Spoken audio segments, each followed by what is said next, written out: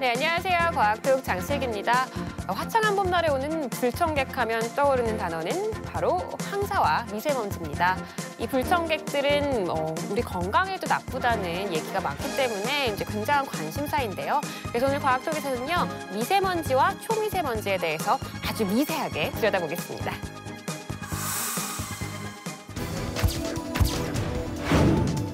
전국에 미세먼지 비상이 걸렸습니다. 미세먼지에 노출이 되면 아주 좀 치명적일 수가 있죠. 대기 환경 얼마나 나쁜 건지 궁금합니다. 선진국에 비해서는 몇등이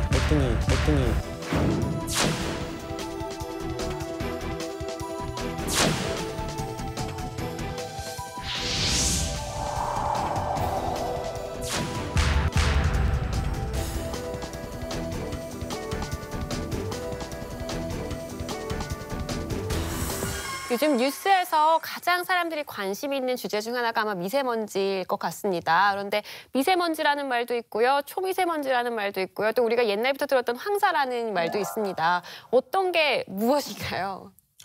예, 그 대기 중에 부유하는 떠다니는 액체상 및 네. 고체상 입자들을 저희가 먼지라고 정의합니다. 그래서 먼지의 명칭은 크기에 따라서 구분이 됩니다. 그래서 10마이크로메타보다 작은 입자들을 미세먼지라고 정의하고요. 그리고 2.5 마이크로메타보다 작은 입자들을 초미세먼지라고 정의합니다. 근데 중요한 건 저희가 지금 우리나라에서 쓰고 있는 미세먼지에 대한 명칭이 지금 국제적으로 쓰는 명칭과 좀 불일치가 존재합니다. 그래서 예를 들어서 2.5 마이크로메타 이하인 먼지에 대해서 영어로는 fine particle이라고 합니다. 그래서 한국말로 말하면 미세먼지죠. 네. 근데 한국에서는 저희가 초미세먼지라고 하죠.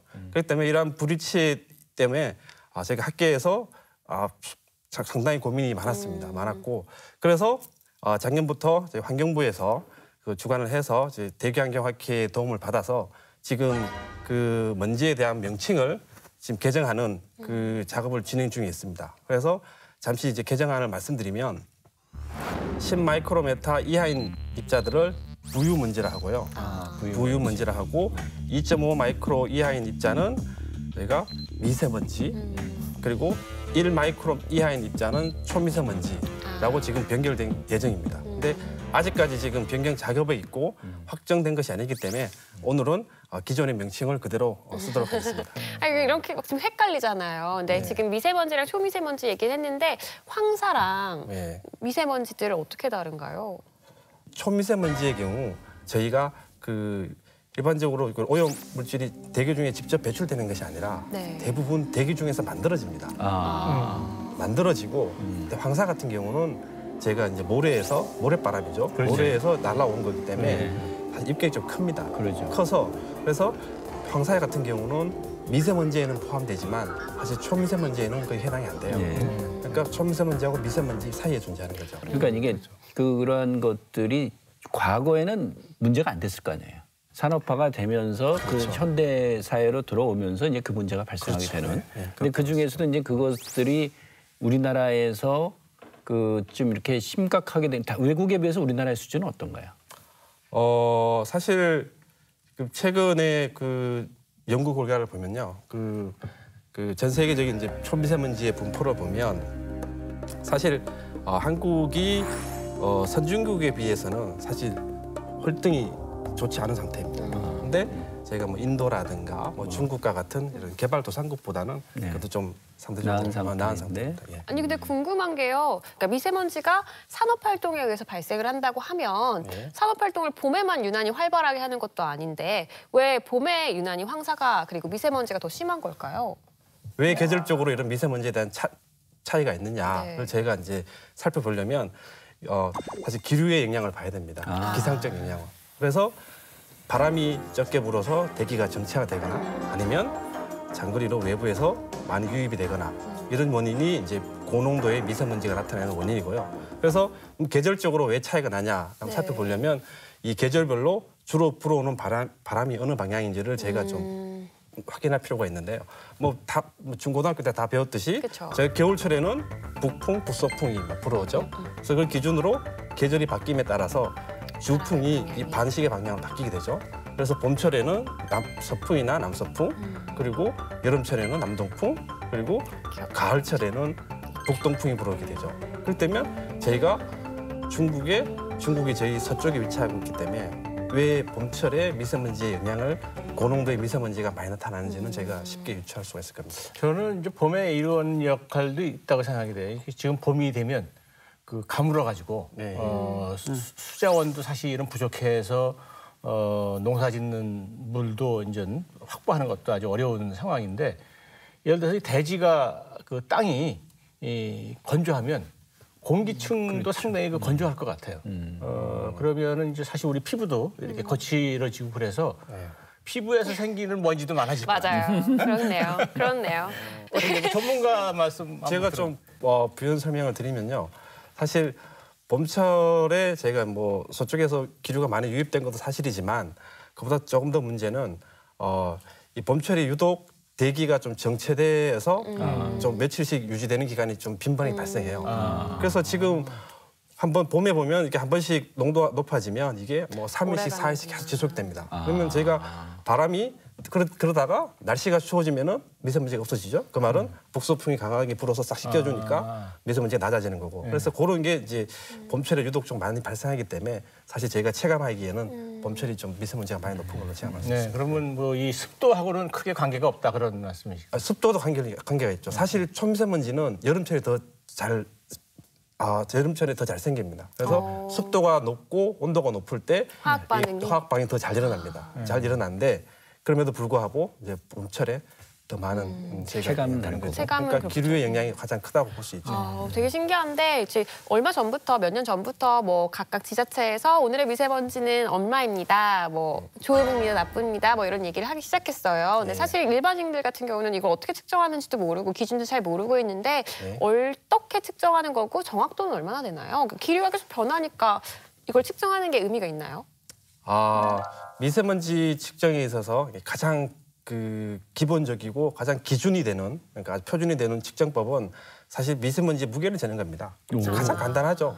미세먼지 무게를 재는 것이 저희가 그 무게를 재서 측정하는 것이 가장 정확하고요. 그래서 저희가 쉽게 뭐 말씀드리면 여과지에 저희가 미세먼지를 포집을 하게 됩니다. 뭐 하루면 하루, 이틀은 이틀 포집을 해서 포집 전후의 무게를 재면 저희가 대기 중에 미세먼지 농도를 저희가 계산할 수가 있죠.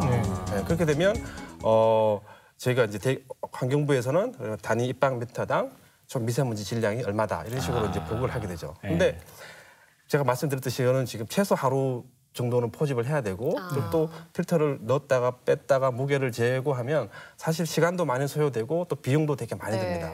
그렇기 때문에 지금 대체 측정법들이 많이 개발이 됐습니다. 그래서 지금 현재 환경부에서 가장 널리 쓰이는 측정법은 베타선 흡수법인데요. 그래서 저희가 이제 쉽게 설명하면은 제가 여과지에 미세먼지를 계속 포집을 하면서 이 베타선으로 이렇게 투과도를 측정을 합니다.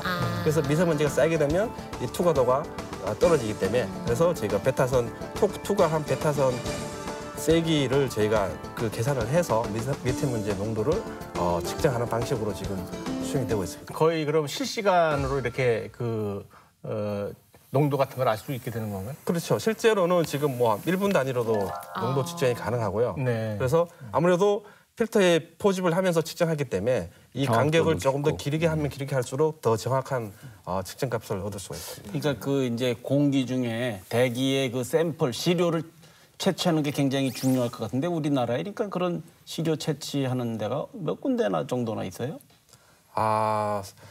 사실 시료를 채취를 해서 저희가 화학 조성이 무엇인가를 이제 분석하는 방법은 아주 전통적인 방법이고요. 국가 대기 측정망이 그 도심 지역에는 거의 뭐 많이 깔려 있고요. 그 지방에도 많이 깔려 있기 때문에 총량은 저희가 한반도 이 지역 내에 여러 군데 측정을 하고 있습니다. 그런데 화학 조성에 대한 측정은 사실 아직 그런 측정소에서 하지 않고 있고요. 대신 그 환경부에서 국립환경과학원에서 각 권역별로 이 집중 측정소를 운영하고 있습니다. 그래서 백령도는 이제 외부에서 유입되는 걸 보기 위해서 백령도, 서울, 대전에도 있고요. 대전 그리고 울산, 광주, 제주도 이렇게 해서 집중 측정소가 있습니다. 그 집중 측정소에서는 상시로 이런 화학 조성에 대해서 저희가 실시간으로 측정을 하고 있습니다.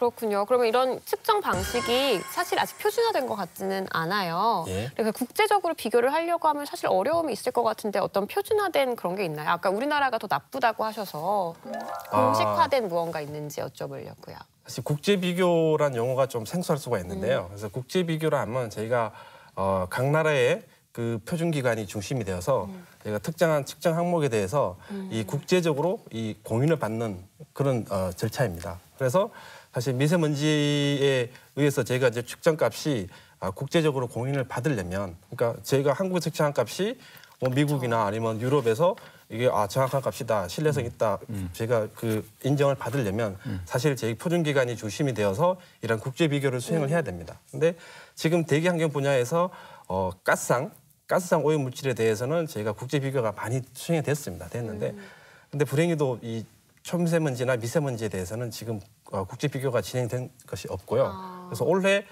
최초로 이 초미세먼지의 수농도를 측정하는 측정기에 대한 국제 비교가 지금 계획 중에 있고요. 그러니까 저희도 이제 참여할 예정이고, 앞으로 이제 이 초미세먼지에 관련해서 저희가 수농도부터 질량, 화학 조성해서 다양한 국제 비교가 지금 진행될 계획입니다. 근데 그러면은 미세먼지에 대해서 요즘 우리나라 사람들이 요즘 되게 예민한데 다른 나라 사람들은 어떤가요?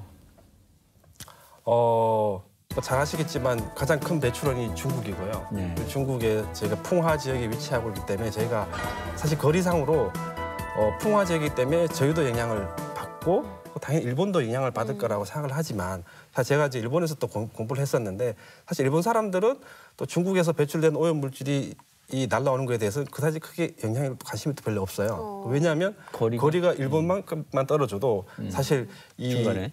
동해를 날아가면서 많이 좀 이렇게 떨어지기 때문에 저희가 같이 그렇게 고농도는 별로 없다고 봅니다. 그래서 그런데 이제 제가 아무래도 국민의 관심이라는 것이 제가 좀 예전에 중국에서 일할 때 아는 분하고 이제 얘기를 했는데, 아주 오염이 심한 도심에서 태어난 아기는 태어날 때부터 이게 뿌연하거나 밝았으니까 면역력이 있어. 이게 그냥 하늘이 원래 뿌연색이다라고 생각하기 때문에 이게 오염 물질인지 뭔지 구분을 못하고 자기들은 그렇게 산다고 하더라고요. 그래서 아무래도 이제 어느 정도 삶의 질이 좀 올라가고 삶의 질이 경제적으로 좀 윤택을 해지고 삶의 질에 좀 관심을 가지게 되면 이런 초미세먼지에 대해서 이제 많이 관심을 가지게 아니 그 말씀 왜 그러냐면은 우리가 그만큼 미세먼지에 대해서 관심이 많다 치면 세계적으로도 그 국민들의 관심을 기반으로 해서 세계적인 연구를 리드할 수도 있지 않을까 하는 그런 생각도 좀 얼핏 들어가지고요. 그 미세먼지에 관련된 연구에서는 사실 이런 시기가 차이가 있지만 다 겪었습니다. 미국도 예전에 뭐 LA 스모그라든가 또 영국도 제가 그런 스모그 때문에 산업혁명 때 런던 스모그 때문에 고생을 했었죠. 다 좀 시기적으로 차이는 있지만 다 거쳐왔는 시기고요. 그래서 특히 미국 같은 경우는 뭐 캘리포니아 같은 경우는 그 교통 관련돼서 아주 정책도 잘 돼 있고요. 그래서 미세먼지에 대해서 연구가 아직 많이 되었습니다. 많이 되어 있고. 그래서 지금 중국에서도 지금 좀 늦었지만 한 10년 전부터 해서 중국에서는 이 정부에서 엄청난 투자를 해서 지금 연구소라든가 학교를 베이징대나 칭화대를 중심으로 해서 학교를 키우고 있습니다. 그래서 지금 벌써 그 연구 수준이 거의 유럽이나 아니면 미국 수준까지 올라갈 정도로 되게 많이 올라갔습니다. 그렇군요. 근데 우리나라에서 발생하고 있는 이 미세먼지들의 원인을 보통 우리가 중국이라고 얘기를 많이 하는데 그게 꼭 아니라면서요? 박사님이 뭔가 새로운 사실을 밝혀내셨다고 하시던데.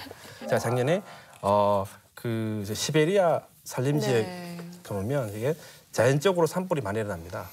그 산림이 빼곡하게 차 있기 때문에 거기서 지금 산불이 발생했었고요. 그래서 한 보름 정도 산불이 지속이 됐습니다. 그래서 그 산불로부터 초미세먼지가 다량 배출이 됐고 이게 기류를 타고 이게 한반도에 유입이 돼서 이제 한반도의 초미세먼지 농도를 높였다는 것을 제가 과학적으로 최초로 증명을 했습니다. 그러니까 지식물질 분석을 통해서. 근데 이러한 연구에 대해서는 사실 위성으로 보면 이러한 오염 물질이 어떻게 흐르는가에 대해서는 제가 거시적으로 대략적으로 볼 수는 있습니다. 그런데 그걸 제가 과학적으로는 못 쓰죠. 왜냐하면 과학적 증명이 안 되기 때문에. 그래서 그걸 과학적으로 증명했다는 게 의의가 있습니다. 그러니까 그 미세먼지의 성분이 무엇인지 밝혀내는 그 기술이 굉장히 중요한 거네요. 그렇죠. 그래서 미세먼지가 어디서 배출이 됐냐, 즉 장거리에서 이동했으면 어디서 배출된 물질이 어떻게 이동했냐 하려면 제일 가장 중요한 것이 미세먼지의 지문 특성입니다. 그래서 지문 특성이란 말은 사실 사람이 다 지문이 있지 않습니까? 지문을 가지고 저희가 사람을 구별하듯이 네. 미세먼지도 이 배출원에 따라서 독특한 지문 특성이 있습니다. 그래서 이 지문 특성을 저희가 잘 파악을 하고 이걸 실시간으로 분석할 수 있는 기술을 확립을 하면 저희가 이 미세먼지가 장거리 이동했을 때 어디서 배출이 됐고 어떻게 이동했는지 저희가 추적을 할 수 있게 되죠.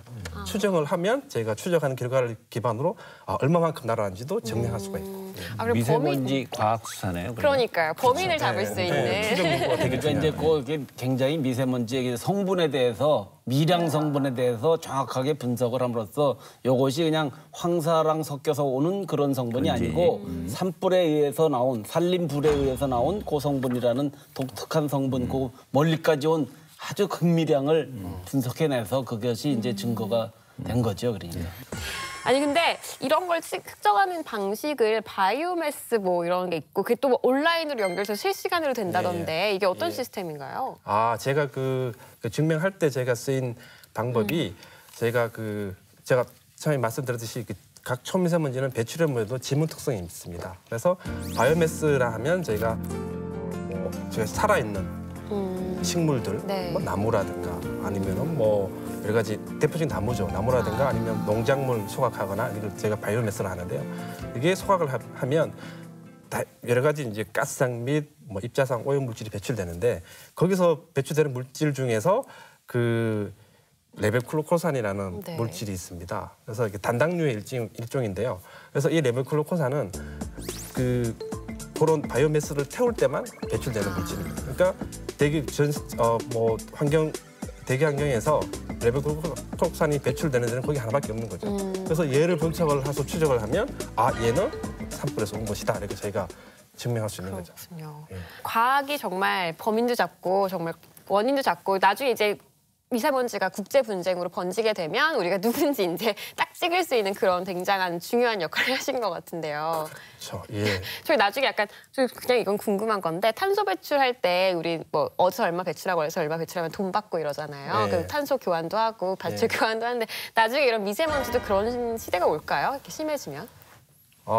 사실 국민들이 가장 불만이 그거죠. 네. 그래서 봄철에 며칠씩 이렇게 미세먼지가 심하면 정부에 불만을 쏟아내죠. 그쵸. 그러면 지금 최근에 보면 이제 환경부에서 발표하기는 미세먼지가 아주 심한 날은 한 70% 이상이 중국을 포함한 외부에서 유입된 양이고 나머지 한 30%가 국내 영향이다. 화나죠, 그럼. 네, 국민들이 분통을 하죠. 그러면 왜 중국 정부에 강하게 이야기를 해서 너들 미세먼지 때문에 우리가 이렇게 피해를 받는다. 왜 너들 우리 이 피해 주는 거에 대해서 대책을 세우지 않냐라고 강하게 좀 어필을 하고 해라. 안 하냐고 국민들이 네. 이제 불만을 가지고 있죠. 근데 이제 뭐 그런 불만이 있지만 사실 제가 말씀드렸듯이 이러한 지금 제가 판단할 수 있는 거는 위성을 통해서 이렇게 흘러왔을 것이다. 이만큼 영향을 줬을 것이다. 그래서 모델을 시뮬레이션 했더니 이만큼 영향을 줬다라고 하는 거지. 사실 이게 정량적으로 100% 우리가 이게 중국에서 날라왔는지 중국에서 날라왔으면 얼마만큼이 날라왔는지 그러니까 정량적으로 저희가 데이터를 제시를 못하니까 정부에서도 이게 뭐 어필을 하고 싶어도 이런 데이터가 없으니까 어필을 못하죠. 그래도 바이오매스 이런 걸로 하면은 중국에서 날라온 퍼센티지, 뭐 러시아에서 날라온 퍼센티지, 우리나라에서 발생한 퍼센티지 이런 거 할 수 있지 않을까요? 그렇죠. 그래서 바이오매스 같은 경우는 좀 독특한 경우고요. 그래서 사실 이런 연구가 좀 쉽게 볼 수도 있습니다. 지금 쉽게 볼 수도 있는데 쉬우면서 또 어려운 것이 사실 대기 초미세먼지주를 구성하는 주요 화학 조성이 사실 몇 가지 안 됩니다. 몇 가지 안 되는데 대부분 배출원이 뭐 자동차라든가 아니면 석탄 연소, 발전소입니다. 한국에도 있는 게 중국에서 똑같이 있죠. 그렇기 때문에 똑같은 구분이 화학 안 조성을 되는구나. 가지고 이걸 가지고 우리 거다 중국 거다 판단하기 힘들 거죠. 그렇죠. 그러니까 지금 아까 그 원장님이 말씀하신 대로 저희가 극미량, 그러니까 아무래도 이제 중국에서 석탄을 더 많이 떼고 그리고 또 여러 가지 또 생활한 게 다르기 때문에 그런 지시할 수 있는 중국에서만 독특하게 배출하는 그런 물질들 저희가 분석하는 기술을 확보를 하고 걔를 이용해서 이게 봐라 이걸 봐 너는 우리나라는 없는데 이 농도 높을 때 발견됐다. 그래서 너희 나라 거다 이런 식으로 저희가 이 제시할 수 있는 이런 연구를 제가 지금 해서 현재 수행하고 있고요. 앞으로도 아마 이런 연구가 많이 수행될 것입니다. 근데 여튼 저기 미세먼지 관련해 가지고 그렇게 그 발생 원인을 찾는 것도 중요하지만 물론 이건 정 박사님의 영역은 아니지만은 미세먼지 발생 원인들을 줄여나가는 그래서 결국은 깨끗한 공기를 유지할 수 있도록 하는 그런 부분들에서의 과학이 어떻게 기여할 것인가 그런 고민도 사실은 필요하지 않을까 여겨집니다. 그렇죠. 그게 가장 예방하는 게 가장 중요하겠지만 사실 지금 예방하는 것보다 가장 큰 문제는 숨쉬기가 너무 어렵습니다, 박사님. 너무 살기가 어려워요. 목감기에 걸리면 굉장히 오래 가고요. 이런 대기 환경 얼마나 나쁜 건지 궁금합니다. 사실 초미세먼지가 미세먼지 농도를 저희가 지금 장기간 계속 측정을 하고 있는데요. 이 측정 결과를 보면 한 2002년부터 해서 평균 농도는 계속 떨어지고 있습니다. 아, 그래요? 떨어지면서 한 2011년도부터는 현재까지 거의 비슷한 수준이 계속 유지가 되고 있어요. 그런데 왜 저희는 더 심각하게 느낄까요? 그게 좀 아이러니합니다. 아이러니한데 그래서 제가 이제 아무래도 이런 대기 환경 쪽으로 연구를 하고 있다 보니까 비슷한 질문을 많이 받습니다. 그래서 미세먼지를 전체 평균 농도는 떨어지는데 왜 국민들의 불만은 더 커지냐라고 물어보죠. 그래서 제가 나름대로 분석을 해보니 봄철을 예로 들면은 저희가 사실 1년 전체 평균은 줄어들고 있지만 근데 국민들은 사실 맑거나 아니면 뭐 보통이거나 맑을 때는 사실 국민들이 별로 관심이 없어요. 근데 한 번씩 고농도가 발생해서 그렇죠. 며칠씩 지속이 되면 국민들이 이게 엄청나게 좀 크게 각인이 되는 거죠. 그렇죠. 그래서 지금 전체적으로 미세먼지 농도는 줄어들지만 이런 큰 고농도의 이벤트가 지금 최근에 이제 급속도로 좀 많이 증가한 게 그게 아마 국민들의 관심을 많이 갖게 된 계기 같습니다. 예.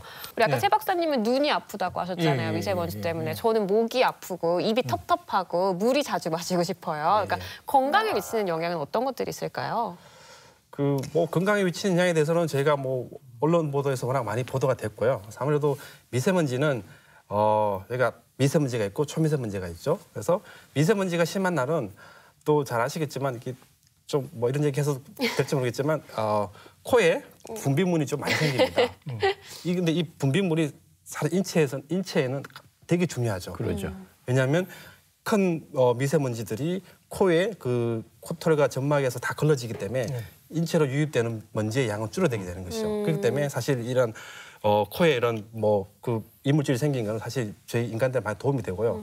근데 이제 좀 더 심각한 건 초미세먼지의 경우 이렇게 안 걸러지고 바로 이렇게 폐까지 침투를 하게 되고 그래서 폐에 쌓이거나 또 폐에는 저희가 혈액이 산소를 공급하고 있지 않습니까? 그래서 교환하는 그 시기에 물에 녹는 또 초미세먼지는 혈액을 타고 또 온몸에 다 퍼지게 되는 거죠. 그렇기 때문에 그런 인체가 유해성이 좀 있고요. 특히 좀 문제가 되는 거는 건강한 사람은 좀 덜하죠. 근데 건강 취약계층, 그러니까 뭐 그러니까요. 나이 드신 분이라든가 아니면 질병을 앓고 계신 분들 같은 경우는 이러한 미세먼지에 노출이 되면 아주 좀 치명적일 수가 있죠.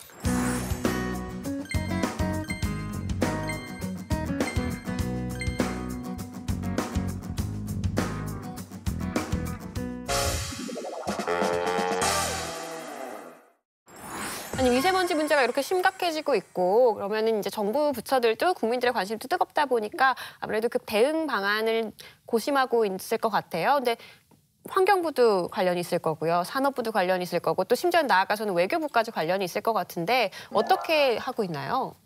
예, 미세먼지에 관련해서는 워낙 국민적인 관심사다 보니까 정부에서도 사실 다양한 대책을 지금 내놓고 있습니다. 그래서 몇 가지 소개를 시켜드리면 작년 말에 미래부와 환경부, 복지부가 이 다부처 사업으로 해서 저희가 초미세먼지 솔루션 프로젝트라는 그 과제를 제가 기획 발표를 했습니다. 네. 그래서 그 과제의 기획은 저희가 각계의 전문가들이 모여서 한 반년에 걸쳐서 저도 같이 참여를 했는데요. 반년에 걸쳐서 제가 기획을 했고요. 그 내용을 보면 저희가 어떻게 배출이 되고 어떻게 유입이 되며 그리고 어떻게 측정을 더 잘하고 예보를 정확도를 높이고 그리고 어떻게 더 저감할 것이냐 그리고 실제 국민들이 어떻게 실생활에 대응할 것인가라는 이런 모든 분야를 총망라한 대규모 프로젝트가 지금 기획이 됐고 지금 현재 이제 막 시작하려는 단계고요. 그리고 이제 그뿐만 아니라 출연연에서도 미세먼지 문제에 대해서 관심을 갖고 이제 여러 가지 융합 연구를 통해서 저희가 이제 어떻게 하면 배출되는 미세먼지뿐만 아니라 미세먼지를 일으키는 그 전국 가스상 물질들을 줄일 것인가에 대한 여러 가지 융합 연구가 수행되고 있고요. 그래서 마지막으로 제가 작년에 그 한국의 환경부랑 그 미국 나사에서 주관을 하고 이제 각국 연구자들이 참여를 해서 저희가 서울에서 그 한반도 대기질을 공동적으로 연구하는 연구를 수행을 했고 아마 올 중순경에 아마 최종 결과가 아마 발표될 것입니다. 우리가 그 이제 미세먼지를 보면은 이제 미세먼지 허용 기준이 나라마다 이제 조금씩 사실 다르잖아요. 우리나라가 제가 이제 이렇게 보니까 다른 나라보다 우리는 그 허용 기준이 좀 높은 걸로 돼 있어요. 그리고 세계보건기구에서 하루에 그 미세먼지가 1세제곱미터당 얼마 이하로 해야 된다. 그게 이상이 되면은 오늘은 미세먼지가 과다한 날이니까 외출을 좀 자제하라 이런 걸 하잖아요. 그래서 뭐 보면 우리도 이런 거를 그러니까 뭐 세계적인 기준이 있고 우리도 그런 쪽으로 따라가는 경향은 있는 건지 어떻게 하고 있나요? 예, 그 뭐 말씀드린 것 같이 저희도 그 초미세먼지와 그리고 미세먼지에 대한 규제가 있죠. 하루 평균 얼마 그리고 연평균은 또 얼마를 넘지 않아야 된다는 규제가 있고요. 사실 제가 이걸 세울 때 정책을 세울 때 제가 참여를 안 했지만 아무래도 저희가 이 계획을 세울 때는 사실 뭐 주변국들의 상황을 제가 다 파악을 해서 반영을 해서 하고 있습니다. 그래서 뭐 유럽은 어떻게 하고 있고 미국은 어떻게 하고 있고 또 WHO에서는 또 어떻게 권고하고 있는지를 제가 다 조율을 해서 그래서 뭐 아무래도 저희 현재 상황이 있고 규제가 있는데 상황을 무시하고 규제를 너무 강하게 할 수는 없으니까요. 상황에 맞게 조금씩 이제 규제를 강화하고 그런 걸로 저는 파악하고 있습니다. 궁극적으로는 이제 미세먼지를 줄여나가는 게 가장 중요할 것 같은데 어떤 방안들이 있을까요? 미세먼지를 줄이는 방안은 사실 미세먼지는 뭐 잘 아시겠지만 대기 중에 이렇게 배출이 되면 사실 정화하기란 힘듭니다. 공기가 얼마나 많기 때문에 일단 배출되면 정화하기는 힘들고요. 네. 그렇게 되면 저희가 할 수 있는 방법은 배출되는 양을 줄이는 것밖에 없겠죠. 그렇죠. 배출되는 양을 줄이는 것은 뭐 여러 가지 과학적 접근도 필요하겠지만 제 개인적으로는 정책적으로 접근하는 것이 가장 좀 효율적이라고 생각하고요. 그래서 이러한 정책 결정에 있어서는 아무래도 국민들의 계속 지속적인 참여와 그리고 또 감시가 있어야만 저희가 이 좀 효율적으로 정책을 세울 수가 있고요. 그리고 뭐 저희들도 이제 실제적으로 같이 이제 참여할 수 있는 방법은 도시에서 많이 보셨겠지만 뭐 도시도 그렇고 그 교외 지역 나가면 이 노천에서 뭐 농작물을 수확하거나 아니면 쓰레기를 수확하는 행위가 많습니다. 그래서 그런 게 사실 불법이거든요. 그래서 그런 노천에서 쓰레기 수확하는 것에 대해서 저희가 좀 감시를 하고 그리고 특히도 노후 디젤 차에서 배출되는 이 검댕이라는 물질이 사실 요즘 새로 나온 디젤 차들은 워낙 성능이 좋기 때문에 배출량이 아주 작습니다. 근데 노후 디젤 차는 사실 뭐 몇백 대의 분량을 혼자 다 배출하고 있기 때문에 그런 것에 대해서 저희가 좀 더 관심을 가지고 하면 저희들도 좀 줄일 수 있을 것 같습니다. 이제 우리가 평상시에 이렇게 그 미세먼지가 많고 그렇다가 갑자기 이제 비가 온다든지 그러면 공기가 아주 그 깨끗해진 그런 그 감이 들거든요. 그래서 제 생각에는 뭐 이제 줄이는 것도 좋지만 일반적으로 그 프랑스의 파리 같은 경우는 하루에 한 번씩 물을 그 도로에다가 다 뿌려가지고 이렇게 그 청소를 한다는 그런 이야기가 있거든요. 그래서 우리도 이런 그 빗물 같은 거를 좀 모아가지고 정기적으로 이 도로에 하루에 한 번씩이라도 이렇게 청소를 한다면은 그나마 좀 줄일 수 있는 방법이 좀 되지 않을까 싶은 생각이 있는데 전문가로서 한번 말씀 좀 해보시죠. 아까 제가 말씀드렸듯이 초미세먼지의 경우 이런 습도가 좀 높은 조건에서 온도가 높을 때 이 가스상 물질이 광학 반응으로 해서 입자들 많이 생성되게 됩니다. 그렇기 때문에 아무래도 뭐 씻겨주는 측면도 있지만 또 습도를 높이게 되면 또 다른 측면으로는 또 미세먼지 생성을 또 도와줄 수도 있는 그런 역할도 있기 때문에 거기에 대해서는 뭐 아무래도 좀 그 내용에 대해서는 아마 과학적 전문가들이 좀 깊게 들여다봐야 되지 않을까. 근데 여튼 그 지금 최 박사님 말씀하시고 그러는데 비로 인한 거 관련해서는 중국 같은 경우가 강우 기술을 이용해 가지고 공해를 제거하고 그다음에 사막화도 방지한다. 그런 식으로 하면서 일종의 원인을 좀 이렇게 제거해 나가는 그러한 부분들도 좀 하고 있다 이런 얘기 듣고 그랬었는데요. 우리나라 같은 경우에도 이게 단기 대책은 아니지만 장기 대책으로 꼭 봐야 될 것 중에 하나가 뭐냐면 분산입니다. 지금 수도권에 너무 밀집돼 있어가지고 거기에서 나오는 매연이라든가 또 여러 가지 오염물질이 이게 또 그래서 거기 삶의 질이 굉장히 열악하게 됐다고 얘기를 많이 듣고 있거든요. 다 집안마다 공기 정화기 해놓고 뭐 여러 가지 해놓고 그랬다 그러는데 여튼 이게 뭐 과학이랑은 조금 거리가 있다고도 볼 수가 있겠지만은 장기적으로는 여튼 오염물질을 줄여나가기 위해서도 국토 분산 이 부분도 굉장히 중요하지 않나 이렇게 좀. 그게 미세먼지가 지금 결국 산업 환경, 생활 환경에서 발생하는 그것 때문에 생기는 거거든요. 그러니까 지금 말씀하신 게 딱 맞아요. 이게 너무 집중이 돼 있으면은 많이 발생되고 그것이 퍼지지를 못하니까 그게 심각하게 느껴지는 거고 이게 잘 같은 발생원이라도 이게 분산이 돼 있으면은 이게 섞여서 전체적인 농도가 전체 총량적으로는 같을지 몰라도 분산됐기 때문에 느끼는 게 적은데 밀집돼 있는 데는 훨씬 그 미세먼지 배출이 많이 되고 많이 느끼게 되는 거죠. 그러니까 전원에 시골은 훨씬 미세먼지에 대해서 덜 느낄 것이고 도시 환경에 사는 사람들은 미세먼지를 더 많이 느낄 것이고 아마 그렇게 될 거라고 봅니다. 네, 아무래도 이제 미세먼지가 사람들의 관심을 받다 보니까 앞으로의 연구가 더욱 중요하실 것 같아요. 앞으로 어떤 연구 기획하고 계시는지 궁금합니다. 제가 그 대학원에 처음에 진학할 때 저희가 그 지도 교수님께서 인터뷰 때 저한테 여쭤보셨죠. 그래서 저는 이 환경 분야가 여러 분야가 있는데 왜 하필이면 뭐 대기를 하려고 하느냐 여쭤보시길래 저는 물도 토양도 중요하고 뭐 물도 중요하고 폐기물도 다 중요하지만 제가 공기는 제가 1분도 없어도 제가 숨을 못 쉬기 때문에 그만큼 대기가 중요하다 생각했고 그렇기 때문에 저는 대기 분야에 대해서 연구를 하고 싶습니다라고 얘기를 했습니다. 얘기를 했고 다행히 그 이후에 주변 분들이 이제 많이 도와주셔서 지금까지 하나의 주제에 대해서 계속 연구를 할 수 있었고요. 그래서 제가 이제 지금 있는 연구소에 들어와서 처음에 와서 가장 고민을 많이 한 내용이 이 연구를 위한 연구가 되면 안 된다. 이 연구를 해서 실제 이게 활용이 되고 실생활에 도움이 되는 연구를 제가 해야 되는데 이러한 연구를 어떻게 할 것인가에 대해서 고민을 되게 많이 했습니다. 지금도 고민하는 중이고요.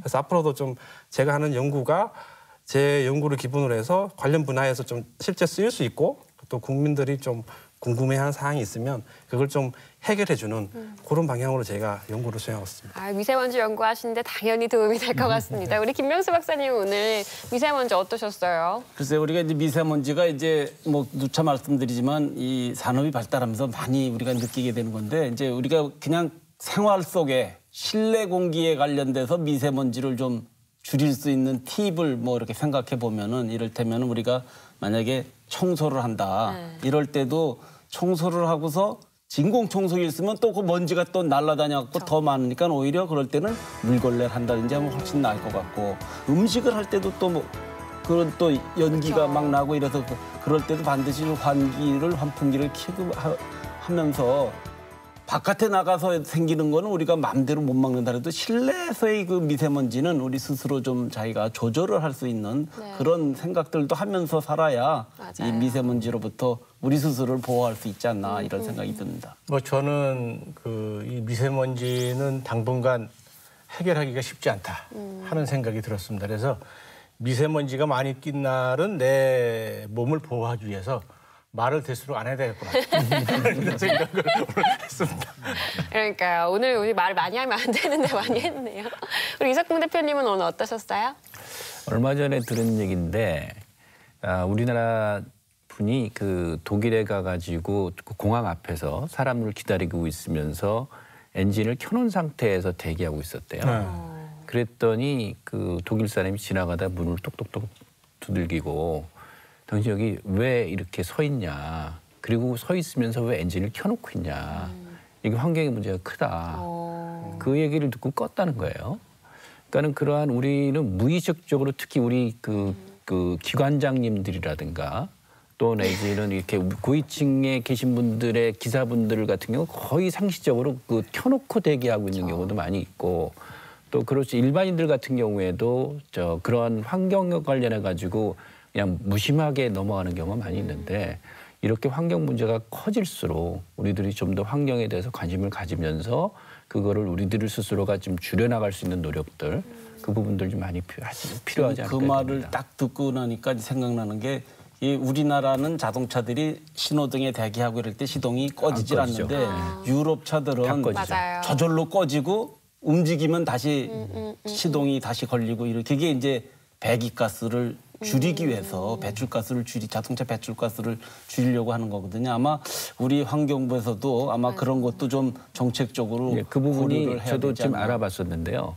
우리나라 차들이 수출하잖아요. 네. 그럼 우리나라 차들도 그 기능이 있는데 있어요. 예. 그거를 우리나라 국민들이 싫어한다. 불편해하죠. 예. 네. 예. 그래서 우리 국민들이 환경에 대한 인식을 좀 바꿔나가는 그런 부분들이 좀 필요할 것 같습니다. 네, 맞습니다. 우리 미세먼지 걱정만 하지 말고 어떻게 막을 것인지도 함께 생각하는 그런 대한민국이 됐으면 좋겠습니다. 오늘 네 분 나와주셔서 너무 감사드리고요. 네, 지금까지 과학과 국민이 소통하는 시간 과학톡. 오늘은 우리 대기 환경을 책임지고 있는 미세먼지를 연구하시는 분 만나봤습니다. 감사합니다.